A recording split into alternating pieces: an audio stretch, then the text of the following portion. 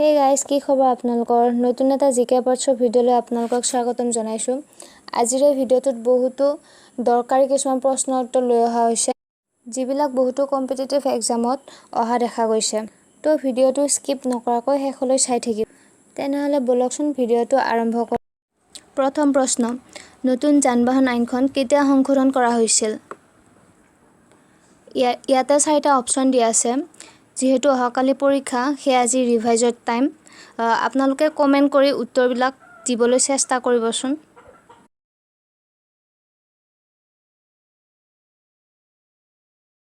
ইয়াৰে শুদ্ধ উত্তৰটো হ'ল অপশ্যন নম্বৰ চি, 2019। আৰু যান-বাহন আইনখন বলবৎ কৰা হৈছিলে 1988 চনত। প্ৰশ্ন 2, সুৰাপায়ী চালকে সুৰাপান কৰি গাড়ী চলালে?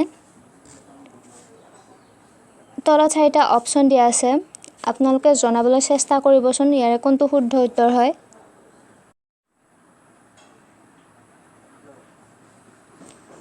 সুৰাপায়ী চালকে সুৰাপান কৰি গাড়ী চলোৱাৰ অপৰাধত 10,000 টকা জৰিমনা আৰু 6 মাহ কাৰাদণ্ড হ'ব পাৰে। বিনা লাইচেন্সত গাড়ী চলালে কোনটো ধাৰাত অপৰাধ বুলি গণ্য কৰা হয়? অপশ্যন কেইটা হ'ল 183, 184, 177 আৰু 181। কোনটো হ'ব পাৰে জনাবচোন আপোনালোকে।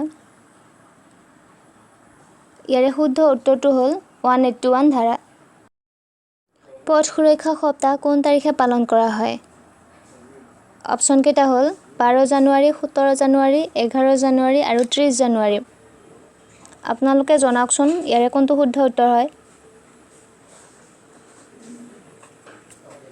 ইয়াৰে শুদ্ধ উত্তৰটো হ'ল অপশ্যন নম্বৰ চি, 11 জানুৱাৰী। পিছৰ প্ৰশ্নটো হ'ল হেলমেট পৰিধান নকৰিলে কোনটো ধাৰাৰ মতে গোচৰ ৰুজু কৰিব পাৰে? ইয়াৰে শুদ্ধ উত্তৰটো হ'ল অপশ্যন নম্বৰ এ, 194/D ধাৰাত। পিছৰটো প্ৰশ্ন হ'ল বাহনত অতিৰিক্ত বোজা থাকিলে? শুদ্ধ উত্তৰটো হ'ল অপশ্যন নম্বৰ ডি, অপৰাধ হিচাপে 20,000 টকা জৰিমনা হ'ব পাৰে।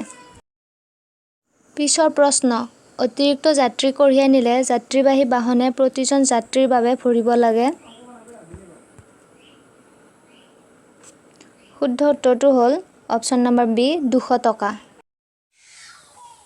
পিছৰটো প্ৰশ্ন হ'ল লাইচেন্স নোহোৱাকৈ গাড়ী চলালে কিমান টকা জৰিমনা ভৰিব লগা হ'ব পাৰে?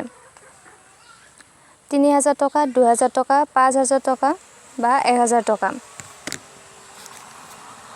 শুদ্ধ উত্তৰটো হ'ল 181 নম্বৰ ধাৰাৰ অধীনত 5,000 টকা জৰিমনা হ'ব পাৰে।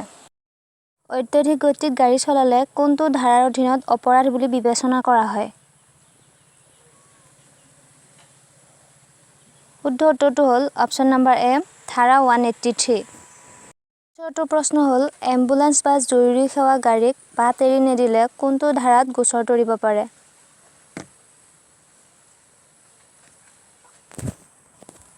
শুদ্ধ উত্তৰটো হ'ল option number D, 194/E number ধাৰা।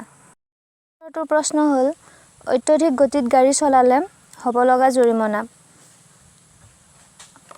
অপশ্যন কেইটা হ'ল 5,000 টকা, 2,000 টকা, 3,000 টকা বা 6,000 টকা। ইয়াৰে শুদ্ধ উত্তৰটো হ'ল অপশ্যন নম্বৰ বি, 2,000 টকা। পিছৰটো প্ৰশ্ন হ'ল বাহন চলোৱাৰ সময়ত ছিট বেল্ট পৰিধান নকৰিলে কিমান টকা জৰিমনা হ'ব পাৰে? ইয়াৰে শুদ্ধ উত্তৰটো হ'ল 194/B নম্বৰ ধাৰাৰ অধীনত 1,000 টকা জৰিমনা হ'ব পাৰে। পিছৰ প্ৰশ্ন, পঞ্জীয়ন পত্ৰ নথকাকৈ বাহন চলালে কোনটো ধাৰাৰ অধীনত অপৰাধ বুলি গণ্য কৰা হয়? অপশ্যন কেইটা হ'ল 198, 188, 192 আৰু 194। ইয়াৰে শুদ্ধ উত্তৰটো হ'ল অপশ্যন নম্বৰ চি, 192। পিছৰ প্ৰশ্নটো হ'ল বাহনৰ ক্ষেত্ৰত বীমা নাথাকিলে কিমান টকা জৰিমনা হ'ব পাৰে?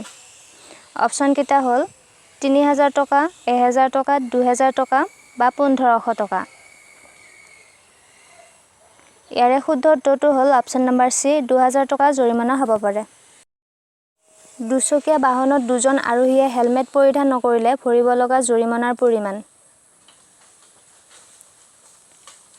শুদ্ধ উত্তৰটো হ'ল অপশ্যন নম্বৰ ডি 1000 টকা। পিছৰ প্ৰশ্নটো হ'ল পঞ্জীয়ন প্ৰপত্ৰ নথকাকৈ গাড়ী চলোৱা অপৰাধত দিব লগা জৰিমনাৰ পৰিমাণ। ইয়াৰে শুদ্ধ উত্তৰটো হ'ল অপশ্যন নম্বৰ এ 5000 টকা। পিছৰ প্ৰশ্নটো হ'ল নিষিদ্ধ অঞ্চলত হৰ্ণ বজালে কিমান টকা জৰিমনা হ'ব পাৰে? 1000 টকা, 3000 টকা, 500 টকা, 2500 টকা। ইয়াৰে শুদ্ধ উত্তৰটো হ'ল অপশ্যন নম্বৰ এ 1000 টকা জৰিমনা হ'ব পাৰে। পিছৰ প্ৰশ্নটো হ'ল অকৰ্তৃত্বশীল লোকক গাড়ী চলোৱাৰ সময়ত হোৱা অপৰাধত কিমান টকাৰ জৰিমনা বিহিব পাৰে?